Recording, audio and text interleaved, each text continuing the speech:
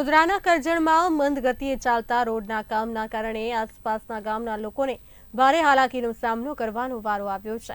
કરજણ અને ડભોઈ તાલુકાને જોડતા રોડ ઉપર હાલમાં નવા રોડની કામગીરી ચાલી રહી છે, જે કામગીરીનું ખાતમુહૂર્ત 4 ઓક્ટોબરના રોજ કરવામાં આવ્યું હતું। ત્યારે મંથર ગતિએ ચાલતા રોડના કામનો વાહન ચાલકો ભોગ બની રહ્યા છે।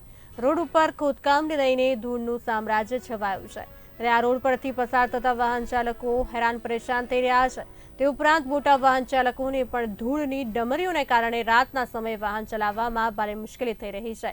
ત્યારે આ રોડ ઉપરથી ધૂળ ન ઉડે તેના માટે પાણીનો છંટકાવ કરવા લોકોએ માંગ કરી છે। સાથે ધૂળની ડમરીના કારણે આસપાસના ખેતરોમાં પાક ઉપર ધૂળ જામી જતા ઊભા પાકને નુકસાન થતું હોવાનું ખેડૂતોએ આક્ષેપ કર્યો છે। ત્યારે વહેલી તકે રોડની કામગીરી પૂરી કરવા અને રોડ ઉપર સર્જાતી ધૂળની ડમરીઓમાંથી લોકોને છુટકારો મળે તેવી વ્યવસ્થા કરવા લોકો માંગ કરી રહ્યા છે। કરજણથી કાયાવરોવન રોડ છે। ઓક્ટોબર માસની અંદર આ 3 થી 4 મહિના પહેલાં ખાતમુહૂર્ત કરવામાં આવ્યું હતું આ રોડનું ધારાસભ્યશ્રી દ્વારા, પણ ખૂબ જ ધીમી ગતિએ કામ ચાલી રહ્યું છે આ રોડનું, અને રોડ પર પાણી છંટાવ ટાઈમે નથી થવાના કારણે ખૂબ જ ધૂળની ડમરીઓ જોવા મળે છે।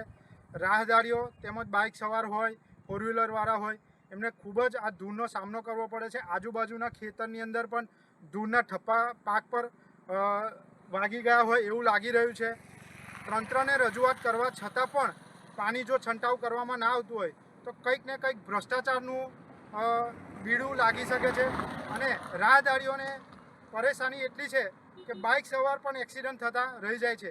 રાત્રે પણ એટલી ગંભીર હાલત છે કે ટ્રાફિકની સમસ્યા, એક બાજુ કામ હોવાને કારણે ટ્રાફિકની ખૂબ જ મોટી સમસ્યા ઊભી થાય છે, અને વાહન ચાલકોમાં પણ રોડની નીચે ઉતારીને નીકળવાનો રસ્તો વારો આવે છે।